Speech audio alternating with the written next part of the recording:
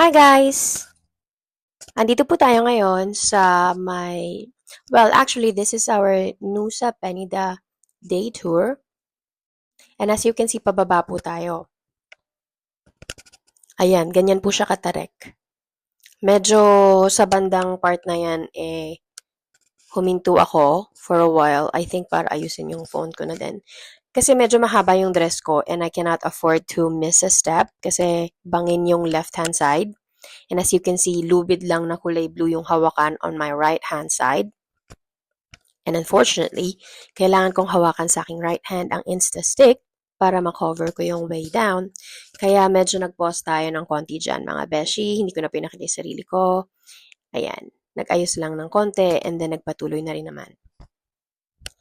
So, asan ba tayo ngayon? We are here at, nakalimutan ko talaga yung pangalan ng place. Pero yung pupuntahan natin or yung final destination natin after ng pababang trek na yan is yung tree house. Yung very sikat na tourist spot na dinadagsa talaga ng mga turista, mapa Filipino or not. Ayan. Kahit na very challenging yung way, as you can see on the video, medyo matarik talaga siya at steep yung steps. So, if you miss a step, goodbye na lang. Gumulong ka na pababa doon sa beach. Ayan. Tas may mga sharp curves pa. So, as you can see, parang ang pagbaba ko parang senior citizen pa isa-isang step. Ayan. Just to be careful. To make sure I reach the destination in one piece. In alive and kicking. Ayan, mga friendship. Pero grabe ang view. Definitely worth it. So, sa mga nagbabalak mag-Bali, huwag niyo pong kalimutan, you have to see the west and the east side of Bali. And it's definitely worth it. Kumuha kayo ng tour guide para mas affordable kasi pag grupo, you can all just share the tour guide or the travel tour fee. 5 po kami dyan. And as you can see, ako na yung last. Kasi nauna na yung 4 sa sobrang bagal ko pong bumaba. Dahil nga medyo, alam nyo na, I have to be very, very, very, very careful sa pagbaba. Ayan.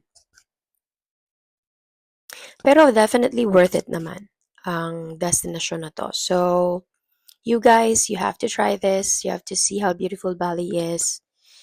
Ayan, wala akong masabi. Although yung pag-akyat namin, it was very challenging. And we have to be even more, mabagal. Kasi every few minutes, humihinto kami para huminga. Dahil nga yung steps is very matarek and napakadami ng steps paakyat. My gosh. Ayan. So, I hope you enjoy the view. Pinapakita ko lang sa inyo kung gaano ka-challenging yung terrain. Ayan. Ayan ang iyong kailangan harapin if you wanted to see the treehouse and get some really nice shots. Actually, limited din yung time namin dyan. Limited yung time for shots. Kasi parang sobrang dami ng pila. Parang binigyan lang kami ng 8 minutes for 5 people na yon. So, you make the most out of it. Buti na lang yung tour guide namin. It was very, very maalam. Sanay na sanay. So, nasulit namin. Ayan guys. See you on the next video. Enjoy, and I hope you see the same beauty. God bless. Bye-bye.